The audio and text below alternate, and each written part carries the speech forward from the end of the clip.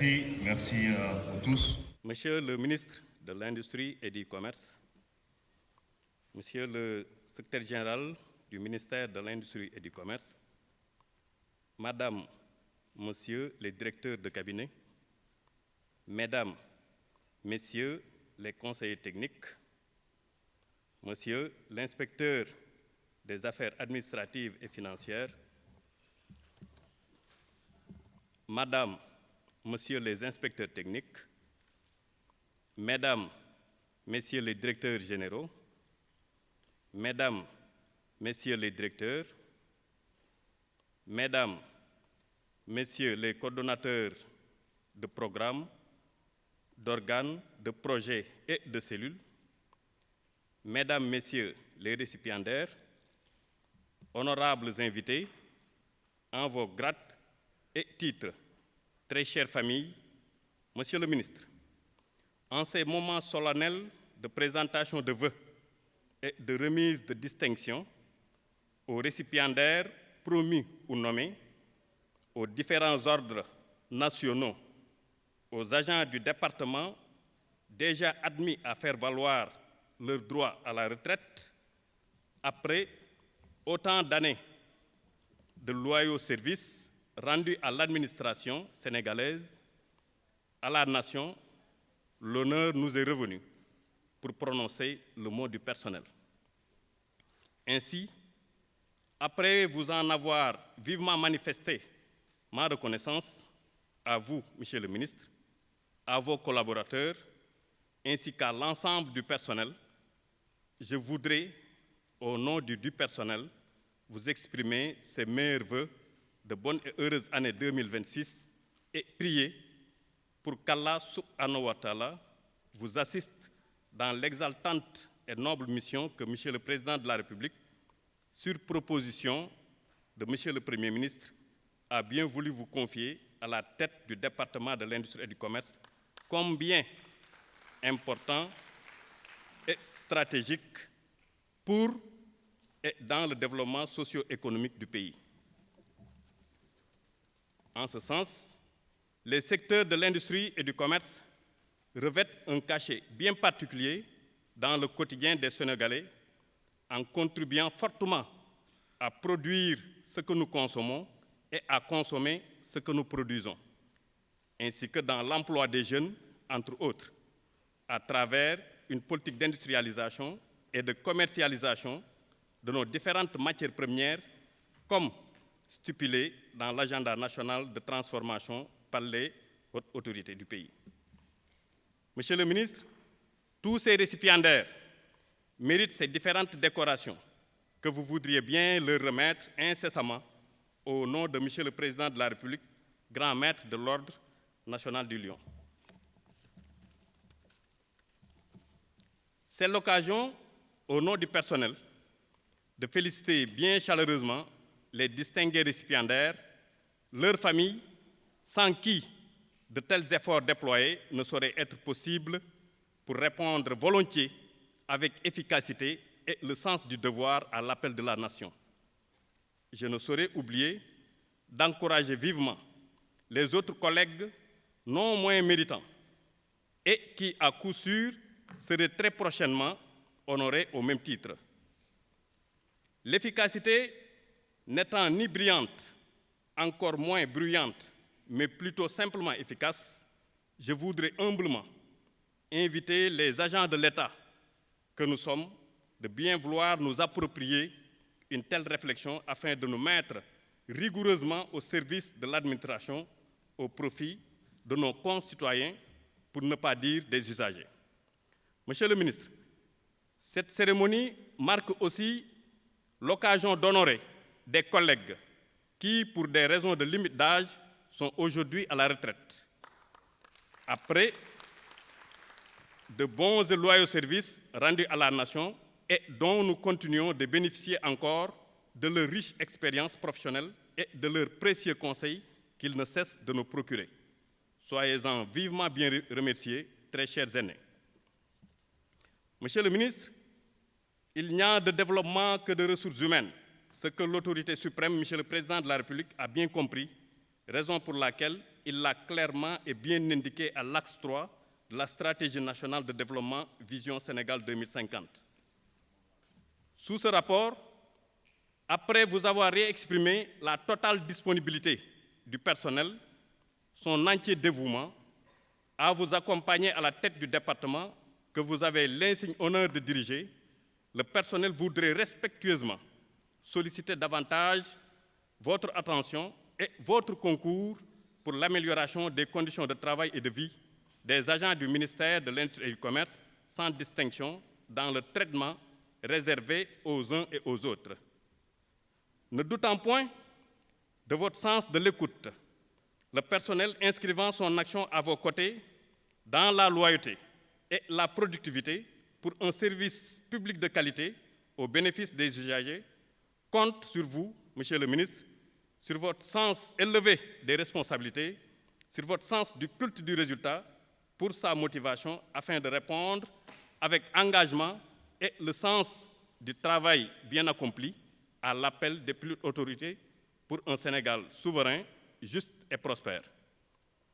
Comme nous célébrons nos vaillants collègues de l'administration sénégalaise, je profite de ce précieux instant en votre nom, Monsieur le ministre de l'Industrie et du Commerce, au nom du personnel, pour rendre un vibrant hommage à nos chers lions de la Teranga du football qui ont dignement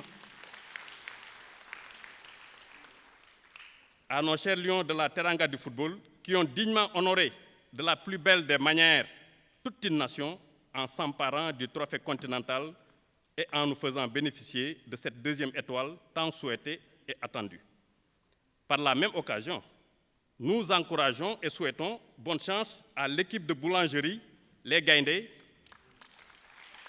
à qui vous avez bien voulu, au nom de Monsieur le Président de la République, remettre le drapeau du Sénégal dernièrement pour aller représenter la nation aux compétitions mondiales de la boulangerie prévues du 18 au 22 janvier 2026 à Paris, afin de valoriser et promouvoir nos céréales locales.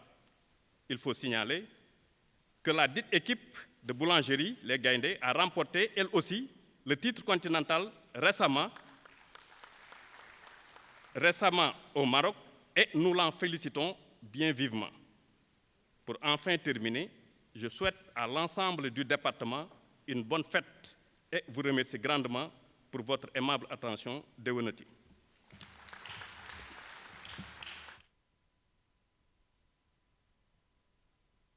Merci, Monsieur Bakhaw Fall, au nom du personnel.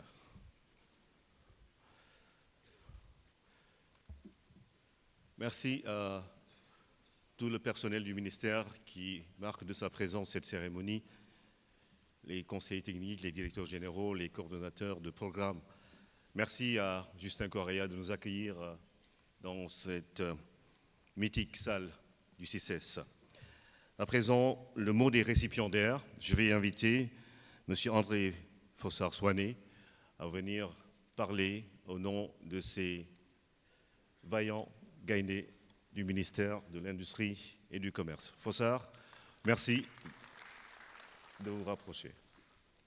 C'est avec un immense plaisir et une grande fierté que nous sommes réunis aujourd'hui pour célébrer l'excellence et le dévouement de certains agents qui vont être décorés après leur admission ou promotion dans l'Ordre national du mérite et dans l'Ordre national du Lion.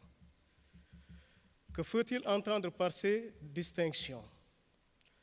L'Ordre du mérite est destiné à récompenser les mérites distingués acquis soit dans une fonction publique par un agent de l'État ou par l'exercice d'une activité privée par un citoyen ou par un étranger vivant parmi nous. L'Ordre du Lion est la plus élevée des distinctions nationales du Sénégal. Il est la récompense de mérites éminents acquis au service de la nation, soit à titre civil, soit à titre militaire. Dans tous les cas, c'est un honneur pour un citoyen d'être admis ou promu dans ces ordres. Voilà pourquoi c'est pour nous, aujourd'hui, un moment solennel et émouvant qui permet de reconnaître publiquement le travail exceptionnel de personnes qui ont consacré leur énergie et leur passion au service public. Leur travail acharné, leur créativité, leur intégrité et leur générosité sont un modèle pour les contemporains et certainement pour les futures générations. En effet, elles ont su relever des défis, innover et contribuer à l'atteinte des objectifs du ministère. Ainsi, leur décoration à l'Ordre du Mérite ou à l'Ordre du Lion est un témoignage éloquent d'une contribution exceptionnelle et d'un impact positif sur notre administration en général.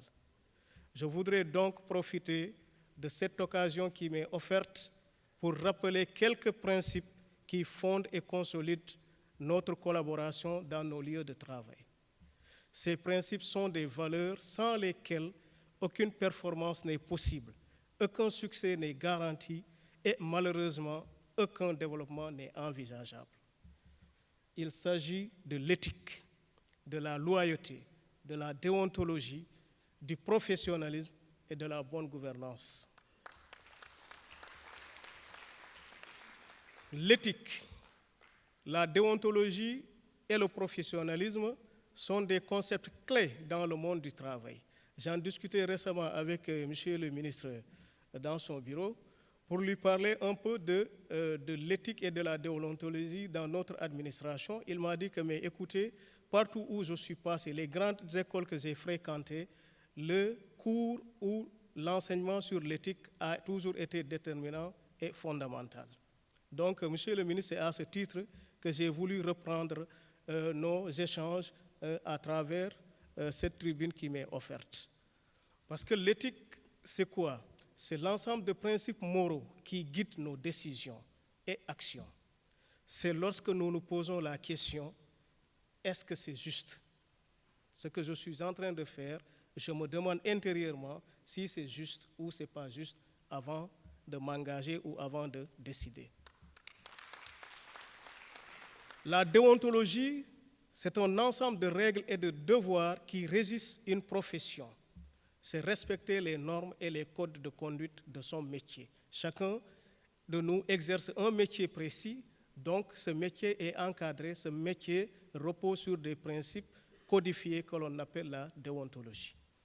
Maintenant, quant au professionnalisme, c'est l'attitude et le comportement qui démontrent une compétence, une intégrité et un respect pour les autres.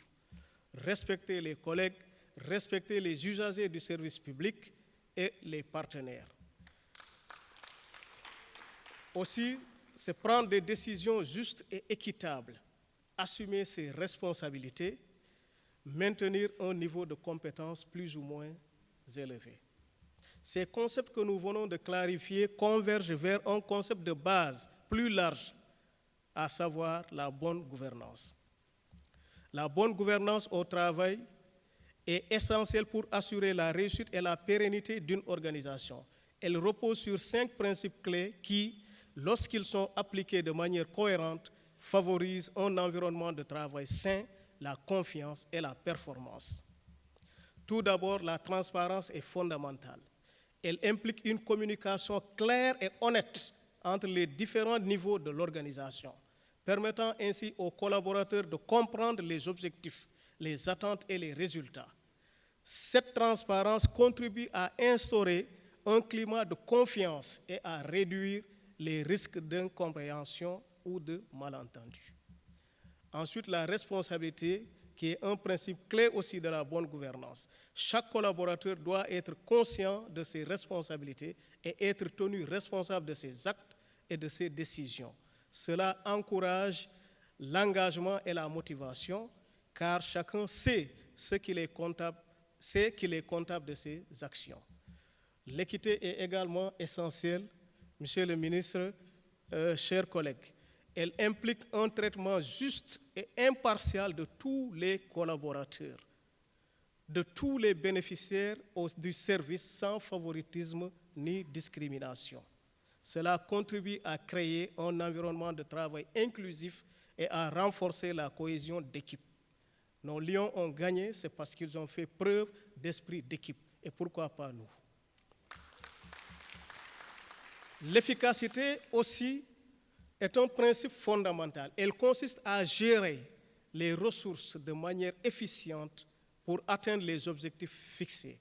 Cela implique une planification stratégique, une allocation optimale des ressources et un suivi régulier des résultats. Là, vous comprenez que c'est l'IAF qui parle, pas seulement le représentant des récipiendaires. Enfin, l'intégrité qui sous-tend tous les autres principes. Elle implique le respect des valeurs morales et éthiques, ainsi qu'une conduite irréprochable de la part de tous les collaborateurs. Cela contribue à instaurer une culture organisationnelle positive et à renforcer la réputation de notre administration. En appliquant ces principes, chers collègues, celle-là peut bien promouvoir une culture de bonne gouvernance, favoriser la confiance et la collaboration et à améliorer notre performance. Nous devons prendre exemple sur nos collègues qui se distinguent par leur attitude et leurs aptitudes au travail. Certains sont là. Ils ne sont pas décorés, mais nous les reconnaissons. Nous les connaissons, nous les reconnaissons. Certains ont bénéficié de décorations antérieures et jusqu'à ce jour, nous continuons à suivre leurs pas parce que c'est encourageant et motivant de s'inspirer de leur exemple. Donc, voilà, Monsieur le ministre, chers collègues, je ne pourrais terminer mon propos sans rappeler ceci, que cette décoration, c'est un défi qui nous est lancé.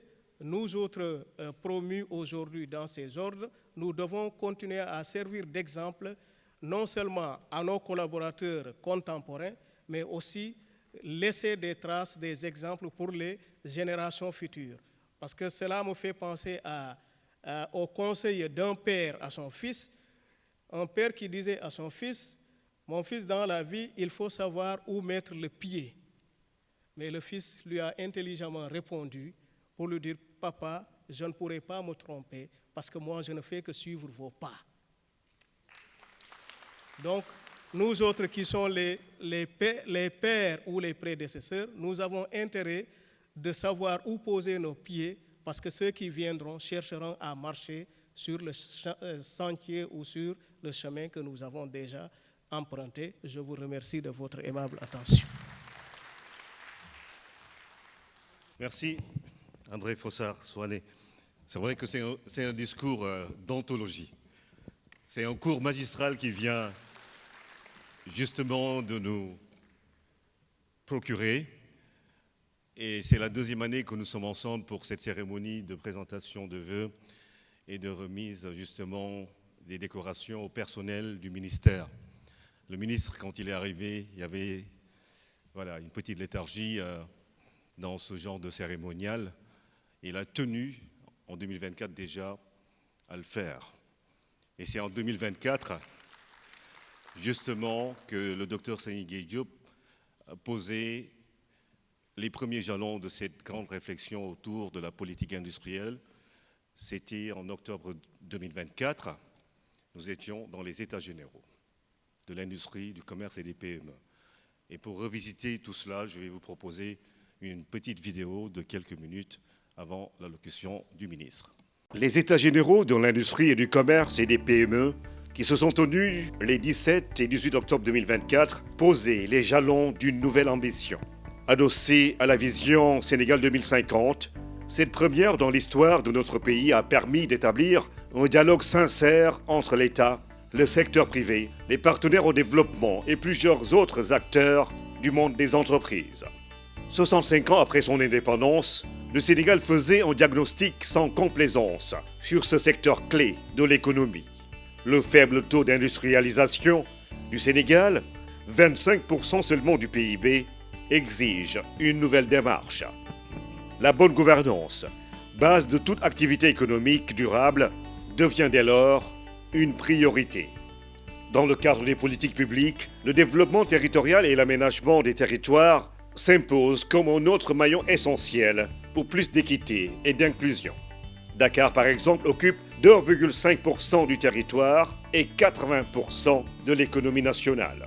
Le développement du capital humain, avec des investissements conséquents pour la recherche, le développement et la formation du capital humain, se dresse comme un impératif. La formation des enseignants, des chercheurs, des étudiants et de la jeunesse devrait permettre à notre économie d'être beaucoup plus compétitive. C'est le socle du futur. 4 moteurs de croissance guident la politique industrielle du Sénégal. Les industries extractives, hydrocarbures, pétrochimie, phosphate, avec l'exploitation des ressources à Matam, se révèlent être un puissant moteur de l'industrialisation de notre pays. La production d'engrais, de matériaux de construction, l'exploitation du bauxite et des autres matières premières à transformer demeure une option du gouvernement. Industrie extractive, mais également industrie agroalimentaire. La transformation des céréales locales, mil, arachides, les oléagineux, les produits horticoles, forestiers non ligneux, le sel et diverses autres ressources entrent dans cette dynamique. Les industries manufacturières, telles que la pharmacie, les zones économiques spéciales, posent les nouvelles bases d'une industrie qui se veut performante d'ici 2035. Textile, assemblage, services à valeur ajoutée, numérique, tourisme, tous ces pans de notre économie sont revisités dans la nouvelle politique industrielle. La mise en place d'un Conseil national de l'industrie devrait permettre d'aller beaucoup plus vite dans la prise de décision. C'est un pilier central qui s'appuie sur l'exploitation des ressources naturelles, l'implication de la diaspora, la baisse des coûts de production avec l'exploitation du pétrole et du gaz, la disponibilité du foncier, les transferts de technologie sont dans la ligne de mire du ministère de l'Industrie et du Commerce. Les États généraux de 2024 ont permis d'établir un processus intensif de réflexion, de concertation, de co-construction et dresser un état des lieux afin de jeter les bases d'une restructuration profonde de notre industrie et par ricochet de notre économie. La valorisation des secteurs productifs, pêche, BTP, métallurgie, offre au Sénégal les moyens d'entrer dans le quota des pays les plus industrialisés d'Afrique. La formulation d'une nouvelle politique industrielle, la modernisation du commerce, la réforme de la commande publique pour un contenu local apte à répondre aux besoins s'érige en surpriorité. Le développement des infrastructures industrielles, des agropoles, le financement des PME-PMI avec les banques, les institutions financières et les partenaires au développement pourrait assurer un avenir beaucoup plus radieux pour ce secteur incontournable. Avec des filières compétitives, une stratégie commerciale, un cadre incitatif, des facilités fiscales et une bonne dose d'innovation, le Sénégal peut prétendre à des lendemains meilleurs.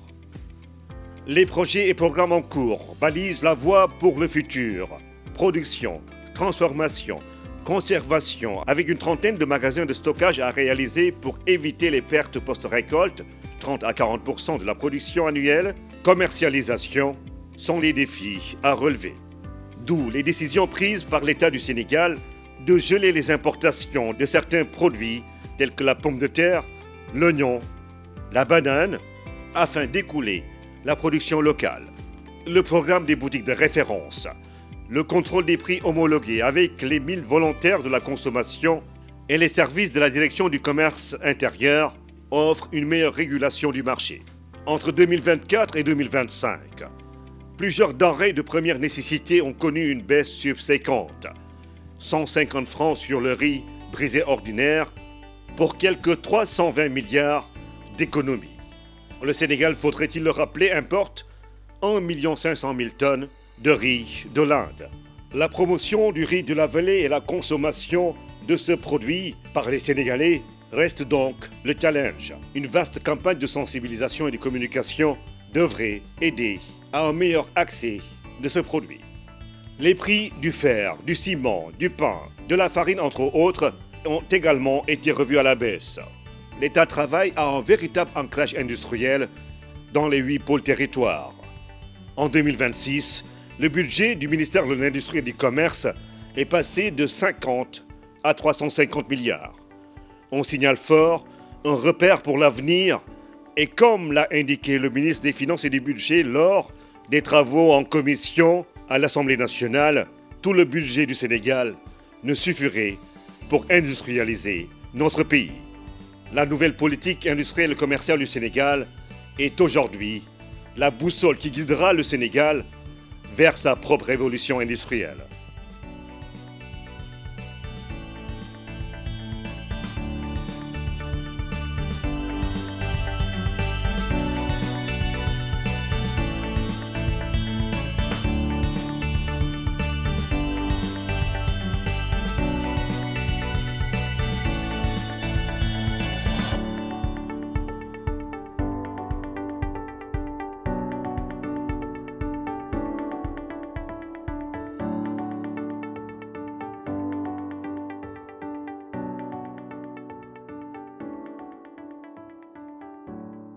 Bonne perspective qui se dessine.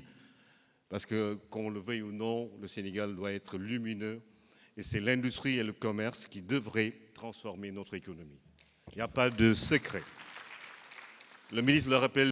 Monsieur le secrétaire général du ministère de l'Industrie et du Commerce, Madame la directrice de cabinet du ministre, Monsieur le directeur de cabinet du secteur d'État, Mesdames et Messieurs les conseillers techniques, les directeurs centraux ici présents, les directeurs généraux des sociétés, les coordonnateurs de programmes, les chefs de service, Mesdames et Messieurs les représentants de la Grande Chancellerie, et chers collègues, membres du cabinet, membres du personnel du ministère et des structures sous tutelle, chers invités, chacun à son rang, titre et grade. C'est avec un grand honneur et un réel plaisir que je préside ce matin la cérémonie de remise de décoration. Quand je suis venu au ministère il y a 2 ans, la première question que j'ai posée à la DAGE, c'est quand est-ce que vous avez fait la dernière cérémonie de remise de décoration? Je pense qu'il y avait 4 ans avant, on n'avait pas fait de cérémonie de remise de décoration. Je lui ai demandé d'organiser immédiatement une cérémonie de remise de décoration parce que le capital humain, et ça c'est ma propre expérience, c'est le plus important. Vous pouvez avoir tous les ministères, tous les bâtiments, toutes les règles et structures. Si vous n'avez pas du personnel qualifié, motivé, loyal, vous n'aurez pas de résultats. Et ça, je le dis après 25 ans de direction générale, 25 ans à la tête du groupe Nestlé ici en Afrique, 25 ans en Suisse, en Amérique latine. Donc cette cérémonie, elle doit maintenant être une des grandes cérémonies qu'on doit organiser chaque année. C'est pour cette raison-là donc que je voulais présider cette cérémonie, parce qu'elle célèbre le dévouement et le travail acharné de chacun d'entre vous. Et un moment qui revêt une signification particulière. J'ai beaucoup aimé le discours de l'IAF. Il nous a rappelé les grands principes qui doivent guider l'employé, qu'il soit du secteur public ou du secteur privé, le travail. La cérémonie se met en lumière l'engagement que vous avez tous manifesté pour faire avancer notre mission commune. Notre mission commune. Et atteindre les objectifs que le chef de l'État, son Excellence M. Bassirou Diomaye Diakhar Faye et le Premier ministre Ousmane Sonko ont assigné au ministère de l'Industrie et du Commerce dans le cadre de la mise en œuvre de l'agenda de transformation Sénégal 2050. Un nouveau ministère du Commerce et de l'Industrie qui a fusionné le commerce et l'industrie. Je ne rate jamais l'occasion de vous le rappeler que sans cette fusion, aucun pays au monde ne s'est développé. Après la Deuxième Guerre mondiale, le Japon était à terre avec le bombardement de Hiroshima et Nagasaki. Ils ont mis en place ce qu'on a appelé le MITI, Ministry of Trade and Industry. Et c'est le MITI qui a essayé de rassembler toutes les forces vives, les universitaires, pour réfléchir sur le futur du Japon et changer de politique. C'est le MITI qui a dit que pour développer l'industrie, il faut le protéger par le commerce, par des politiques de protectionnisme que tous les États appliquent. C'est pour cette raison que nous aussi, au niveau du Sénégal, nous allons appliquer les mêmes principes. Les anciens le savent. On avait quand même une industrie naissante après les indépendances. Qui se souvient encore de Bata pour les chaussures, de Sotiba Simpafrique, de Icotaf, Sotesca, toutes ces sociétés qui étaient à l'époque des fleurons de notre industrie. et qui ont disparu du jour au lendemain. La raison, elle est très simple. C'est que le commerce n'a pas protégé l'industrie.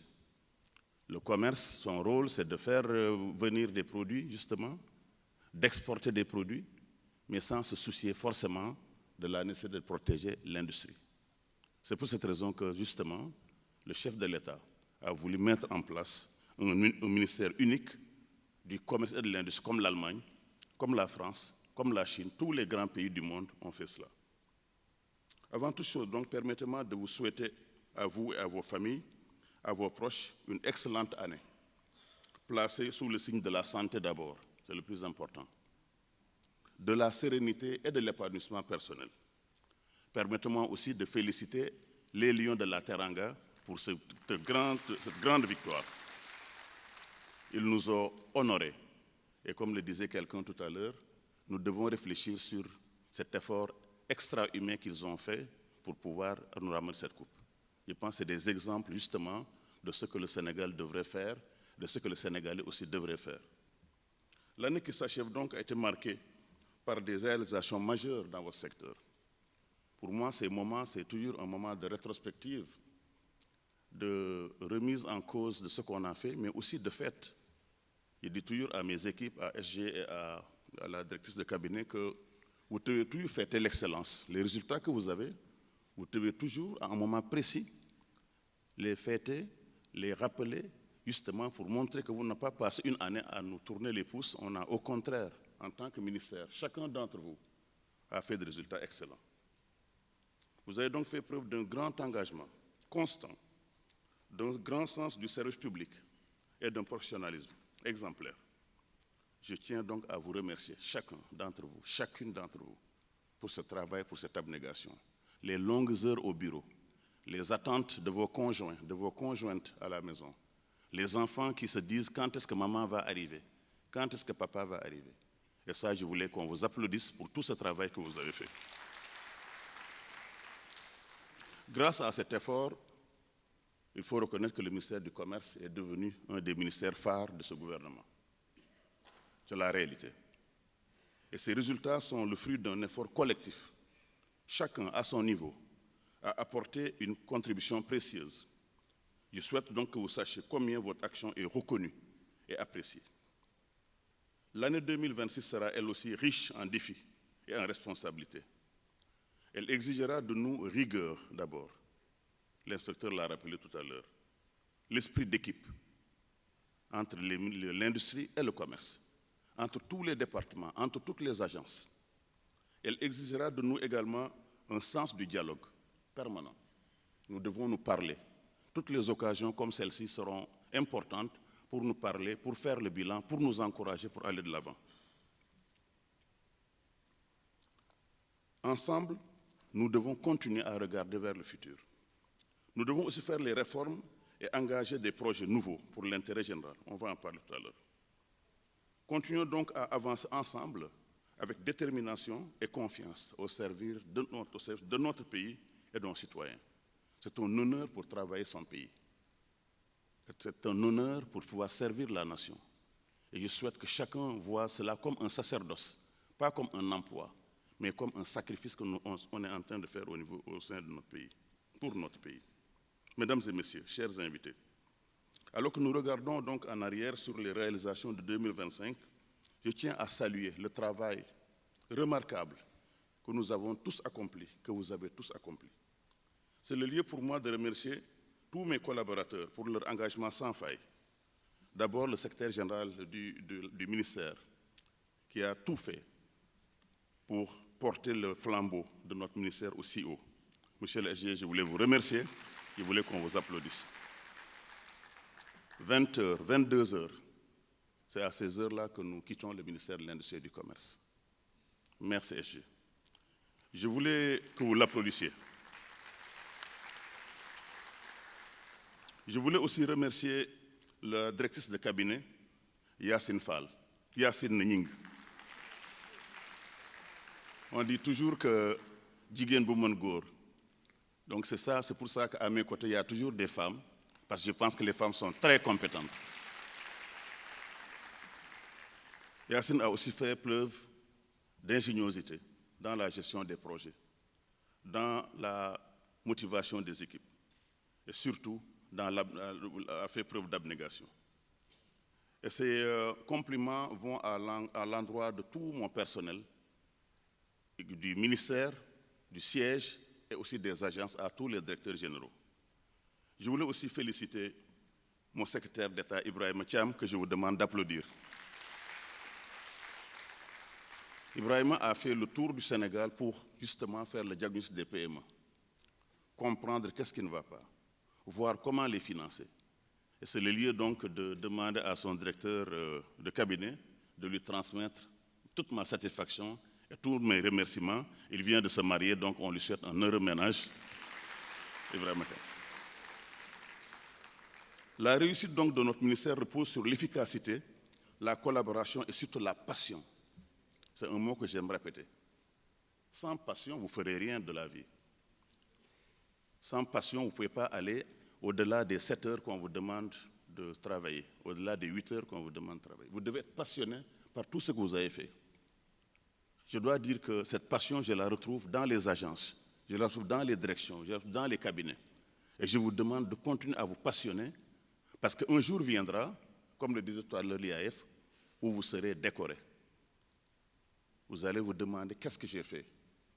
Justement, c'est cette passion qui vous a permis de faire cet extra mile, ce pas qui permet de transformer la vie des autres. Parce que le rôle du fonctionnaire, c'est de transformer la vie des autres. C'est de faire des agropoles où on va travailler, faire des politiques commerciales pour protéger le pays, et créer des zones industrielles où les gens vont travailler. Quel noble métier, quelle noble action. C'est ça que je vous demande de faire.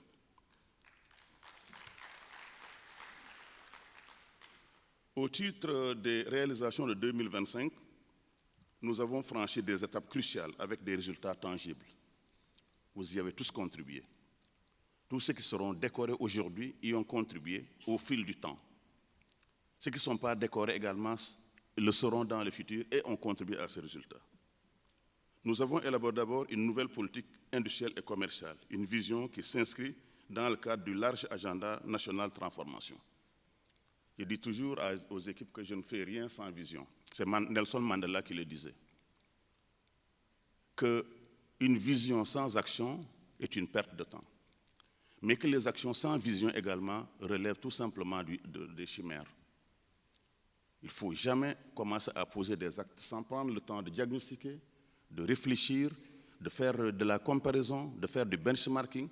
Surtout la question, c'est comment les autres ont pu développer leur industrie et le commerce. Comment la France, l'Italie, le Japon, quels sont les problèmes du commerce? Ce qu'on a fait autour des États généraux.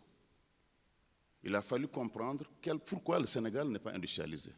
Pourquoi on a encore des boutiques justement dans nos coins de rue, pas propres, pas hygiéniques. Pourquoi on n'arrive pas encore à décoller comme les autres. Et on a justement au cours de ces États généraux vu qu'il y avait 35 raisons, 35 causes de notre sous-développement industriel et commercial. Ce document stratégique donc des États généraux, que nous allons d'ailleurs présenter sous forme de livre blanc au chef de l'État, cette semaine, avec plus de 250 industriels, 250 personnes du commerce, justement, va être extrêmement important, parce que c'est le concentré, le condensé de toutes les actions que nous allons faire dans le futur après ce diagnostic. Cela témoigne aussi de notre capacité à anticiper, à nous adapter aux défis qui se présentent à nous. Nous avons aussi également réussi à maîtriser l'inflation des prix concernant les denrées de première nécessité grâce à l'interaction entre la DCI, nos services, et les forces justement de défense et de sécurité. Et je tiens à féliciter la DCI, tous les collaborateurs, tous les chefs de services départementaux, régionaux, que je vous demande d'applaudir. Ils ont d'abord aidé à assurer un approvisionnement correct du marché, à protéger les consommateurs, surtout à améliorer le pouvoir d'achat des personnes. Quand on a fait le calcul de tout ce que le ministère a réalisé, notre contribution à la baisse des prix, sur 2024 et 2025 et 2026 à venir, c'est plus de 840 milliards de francs. 840 milliards que vous avez mis dans les poches des ménages, que vous avez pu baisser et que ça ne puisse pas aller tout simplement dans la poche des distributeurs ou des commerçants, mais que ça retourne dans les ménages. Pour cette année, c'est 342 milliards en 2025. Ça, c'est votre travail. Ça, c'est vous qui l'avez fait, parce que si vous ne contrôlez pas justement, quelle que soit la baisse des prix, elle n'aurait jamais d'impact sur la vie des consommateurs. Donc c'est ça qui montre le rôle crucial que vous jouez. Ce n'est pas seulement le contrôle, mais c'est aussi la mise en œuvre des politiques que vous avez pu faire. L'autre raison de satisfaction, c'est la mise en œuvre du programme des 1000 volontaires pour renforcer le contrôle des marchés, le contrôle des prix et aussi s'assurer que notre personnel, qui n'est pas très nombreux, on a moins de 300 personnes qui travaillent pour nous, au moins nous avons 1000 jeunes qui vont être placés sur le tour des chefs de services régionaux, qui viennent combler le déficit en ressources humaines de la direction du commerce intérieur. Ils suppléent les agents assermentés pour certaines tâches administratives et mobilisent des relais communautaires, justement pour promouvoir le contrôle citoyen. Ça aussi, c'est une innovation. On sait que tous, il y avait 1000 volontaires avant, sauf qu'ils étaient des volontaires fantômes, politiques. Pour la première fois, nous avons fait un recrutement transparent. Nous les avons amenés dans un camp militaire pour les former, grâce justement à la direction du commerce intérieur. Et ça nous a permis justement de leur montrer ce que c'est que la nation, quelle est leur fonction, quel doit être le rôle du citoyen, de leur inculquer des valeurs civiques et morales. Et on va le refaire encore cette année. Nous allons à mi-parcours alors les inviter à revenir justement au niveau des camps militaires pour qu'ils comprennent leur rôle en tant que volontaires de la consommation.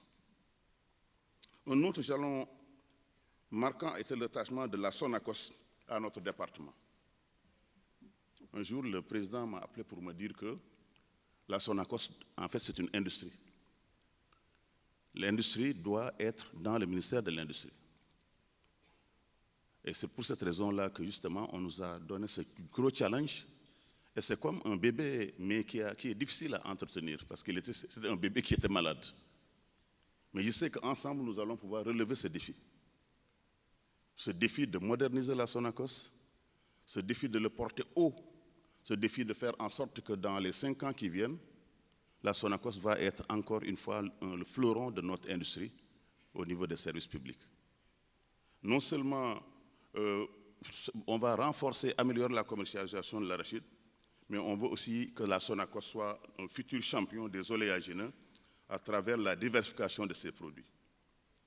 Parce que ce qui se passe au niveau de la Sonacos, mesdames et messieurs, c'est très simple, c'est que nous avons juste une société qui a une seule matière première, l'arachide, et un seul produit, c'est l'huile. J'ai été directeur d'usine un peu partout dans le monde. Il n'y a aucune usine au monde qui fonctionne comme ça. Donc c'est pour cette raison-là que nous avons décidé d'abord de changer le modèle, de faire en sorte que la Sonacos soit une entreprise multiproduit. On ne parle plus d'arachide, on parle d'oléagineux, c'est-à-dire tous les corps gras, qu'ils soient d'origine animale ou végétale. On ne parle plus d'huile, on parle de produits dérivés, qui peuvent être aussi de l'alimentation animale, qui peuvent être de la lécithine, de la margarine, il y a une trentaine de dérivés. Donc nous allons changer complètement le modèle et nous allons le financer à partir des actifs de la Sonacos. Parce que la Sonacos, elle est à la fois pauvre, mais très riche, avec des dizaines de titres fonciers à Dakar. Donc c'est ce modèle-là que nous allons présenter au Conseil d'enquête. Et je voulais en profiter donc pour féliciter le DG de la Sonacos pour le travail qu'il est en train de faire. Nous avons aussi soutenu notre produit grâce à la régulation des prix agricoles. Les résultats obtenus sont sans précédent et nous ne devons pas nous reposer sur nos lauriers, mais continuer. Grâce au soutien à nos PME-PMI, nous avons déployé des efforts significatifs pour leur promotion, leur développement, et nous avons travaillé sur une stratégie nationale des PME. Je voulais encore une fois vous montrer que ces PME, c'est le cœur même de notre économie. L'informel ne peut pas entraîner le développement économique d'un pays. Il va falloir donc les formaliser, il va falloir les financer, il va falloir les former. C'est pour ça que les PME doivent attirer toute notre attention. J'ai décidé à partir de l'année prochaine d'ailleurs de donner une bonne partie du budget au ministère justement des PME pour leur permettre de se déployer sur l'ensemble du territoire sénégalais. Sur le plan industriel, nous avons finalisé la plateforme agro-industrielle de Mbella Kadio. Et nous sommes très avancés dans les modules d'ADEAN qu'on a d'ailleurs inauguré la dernière fois et de Kolda. Là aussi, comme vous le savez, ces agropoles, ça date de 10 ans. C'est la première fois qu'une station d'agropole a été donc finalisée. Celle de Fatick, ensuite l'autre de Ziguinchor, et là, le mois prochain, le président va inaugurer l'agropole donc de Kolda. Mais le plus important, c'est que nous allons maintenant en faire une trentaine. 30 zones industrielles. Depuis que notre pays est indépendant, on a juste une dizaine peut-être de cités industrielles, de zones industrielles, ici à Dakar, à Diamniadio, à Diass, et la zone industrielle de Sandiara que j'ai créée en tant que maire à l'époque. Ce pays, sans zone industrielle, ne peut pas se développer. On l'a vu tout à l'heure. Et c'est pour cette raison donc que nous devons continuer à travailler dans ce domaine-là. Plusieurs usines aussi ont été inaugurées, dont l'usine de montage de véhicules, d'autres usines également dans le domaine de l'emballage, et ainsi de suite. Et nous avons beaucoup d'usines encore à inaugurer pour cette année. Nous avons aussi déroulé beaucoup d'activités de promotion de Made in Sénégal, très importantes, telles que notre participation réussie à Osaka, à l'organisation de la foire de Sali Expo, et je profite de cette occasion pour féliciter l'ACEPEX, féliciter également son directeur général, féliciter le CICES pour l'excellent travail qu'ils sont en train de faire et féliciter tous ceux qui ont contribué à faire connaître le Sénégal. Je le dis toujours, c'est vrai, je suis ingénieur, mais je suis d'abord quelqu'un du marketing. Ce pays ne peut pas se développer tant que le produit Sénégal n'est pas vendu à l'extérieur. Il faut le brander, il faut le faire connaître au Japon, en Europe, en Chine, en France, un peu partout. Il y a 194 pays qui compétissent pour attirer les IDE, les éléments directs étrangers. C'est pour ça, pour l'année prochaine, nous allons aussi continuer à promouvoir la destination Invest in Sénégal, tout en promouvant également le label Made in Sénégal. C'est dans les deux sens. Et ça, je vous ai tous contribué à le faire, notamment au niveau de la foire internationale de Dakar. Et cette année déjà, le DG de la foire a commencé à décentraliser les foires. On a vu la foire de Sali. D'autres infrastructures commerciales aussi ont été inaugurées, comme le marché de Ziguinchor, et d'autres marchés seront encore inaugurés. Le bilan n'est pas exhaustif. Pour 2026, mesdames et messieurs, l'année sera l'année de la mise en œuvre de notre feuille de route pour l'industrialisation pour le pays. Nul doute qu'elle fera l'objet de réalisations majeures, sachant compter sur votre engagement et votre abnégation. Nous allons mettre l'accent sur l'aménagement et la mise en valeur des agropoles et des zones industrielles. Le budget du ministère de l'Industrie et du Commerce est passé donc de 50 milliards en 2024, avant c'était 13 milliards pour le ministère de l'Industrie, 70 milliards pour le ministère du Commerce. Cette année, le budget est passé de 50 milliards à 350 milliards. Soit une augmentation de 600%. Quand on me l'a annoncé, j'avais peur, mais je voulais vous en parler entre nous. Parce que si on augmente votre budget de 600%, on doit avoir peur, parce qu'on doit avoir des résultats. Mais j'ai promis au Premier ministre et au Président que nous aurons des résultats parce que j'ai la meilleure équipe du gouvernement.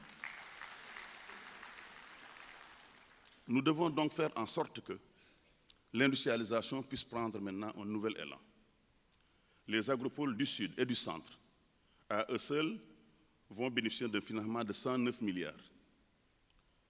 Les agropoles du Nord, de l'Est et également de la zone du Sud-Ouest vont également bénéficier d'un autre financement l'année prochaine, qui est déjà dans le budget de 110 milliards ou 120 milliards.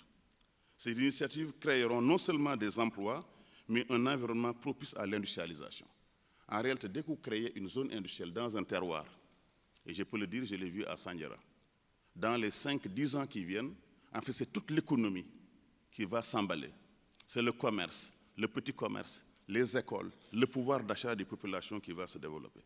C'est pour ça qu'on attend beaucoup de nous dans la mise en œuvre de ces agropoles. Et c'est pour ça que nous allons également, toutes ces politiques d'industrialisation à travers l'APROSI. L'APROSI va être le bras industriel du pays.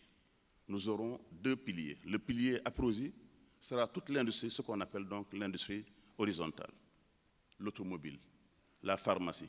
Toutes ces industries dont les matières premières ne sont pas nécessairement sur place ou ne sont pas nécessairement uniques. C'est des matières premières multiples, qu'elles soient importées ou pas. C'est la phytopharmacie également. C'est l'automobile, c'est tout ce qui est aviation, ainsi de suite. Le textile.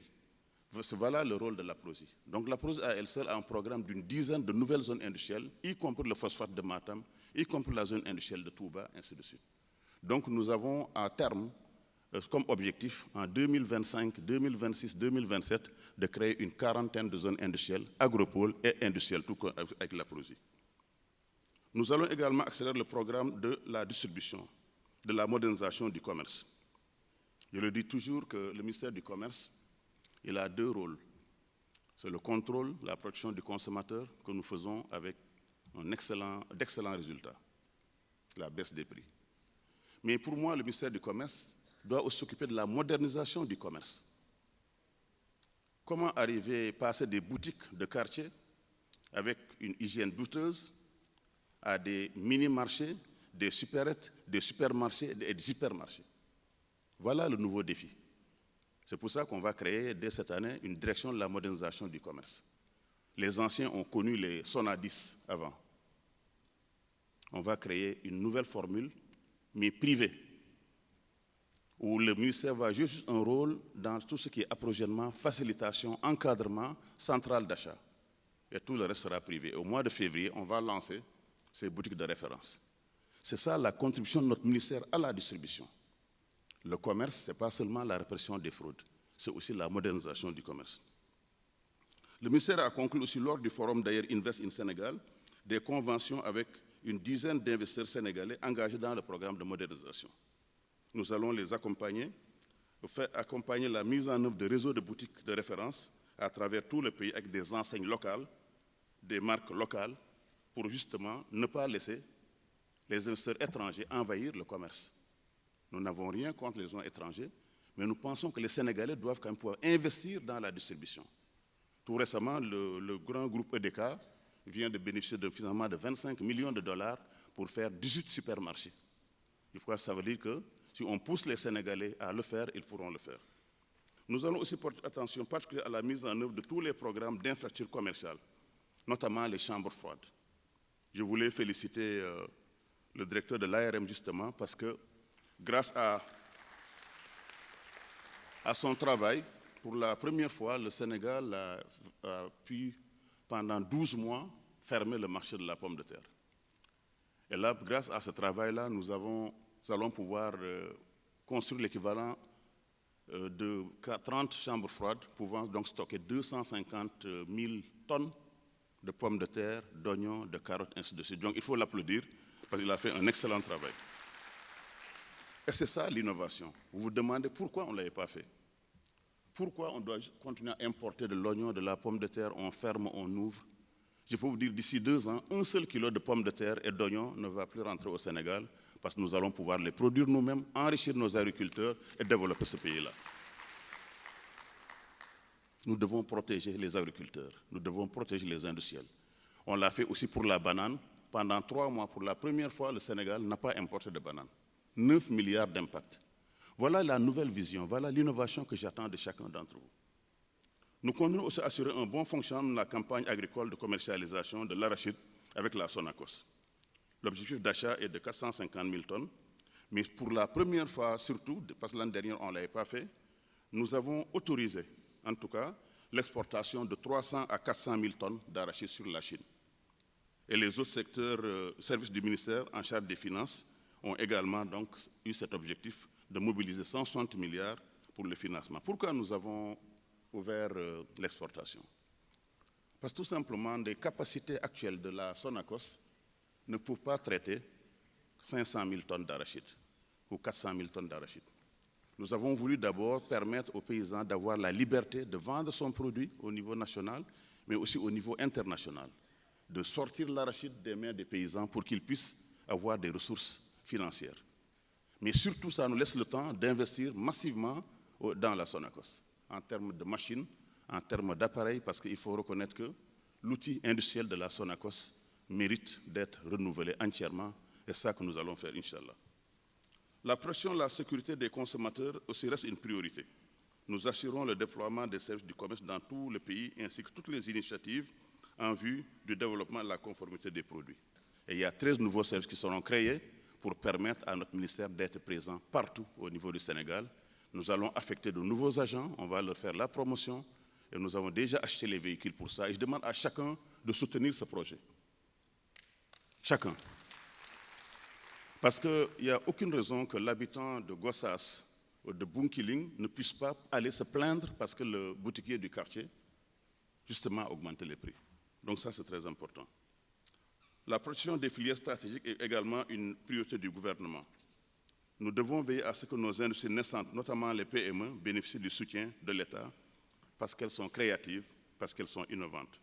Nous mettrons en œuvre tous les programmes importants pour assurer la protection des industries locales. C'est très important. Cette année, notre participation prochaine à la conférence de l'OMC sera aussi essentielle pour maintenir notre influence et notre leadership. Ce sera le cas aussi de tout ce qui est suivi des travaux de la zone de libre-échange. Là aussi, je demande à tout le ministère de se préparer. Nous allons devoir faire face à une compétition rude qui devra nous venir donc de l'Afrique du Sud, des pays les plus industriels en Afrique, de l'Égypte, du Kenya, du Nigeria. La zone de libre-échange, c'est à la fois une opportunité, mais aussi ça doit nous faire peur. Est-ce que nous sommes prêts? Est-ce que nous sommes prêts à compétir au niveau industriel avec ces grands pays?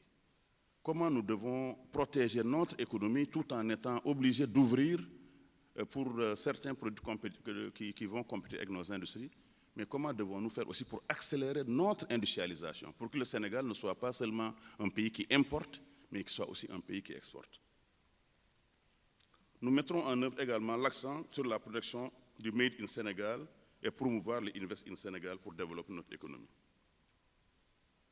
Pour terminer, mesdames et messieurs, les médailles que nous allons vous remettre aujourd'hui représentent des valeurs de mérite et de dévouement. Elles symbolisent d'abord votre reconnaissance, notre reconnaissance à vos contributions inestimables, notre reconnaissance pour ces longues heures passées au bureau, pour effectivement tous ces risques professionnels, ces longues heures passées devant les écrans d'ordinateur, avec les risques sur la vision, sur la vue que vous pouvez avoir. Ces absences de vos foyers, mais aussi cette abnégation, cette envie de servir son pays avec des intérêts. Et c'est pour cette raison-là que je voulais vraiment vous dire encore merci. Nous allons connaître cette dynamique collective. Ensemble, renforçons notre détermination à construire un Sénégal plus industriel, un Sénégal tourné vers le commerce international, un Sénégal plus compétitif, plus solidaire. Je voulais vous remercier pour tout le travail acharné que vous avez fait, chers récipiendaires, et vous rappeler que la nation vous doit énormément, mais nous devons aussi beaucoup à la nation sénégalaise. Bonne et heureuse année 2026. Je vous remercie de votre aimable attention.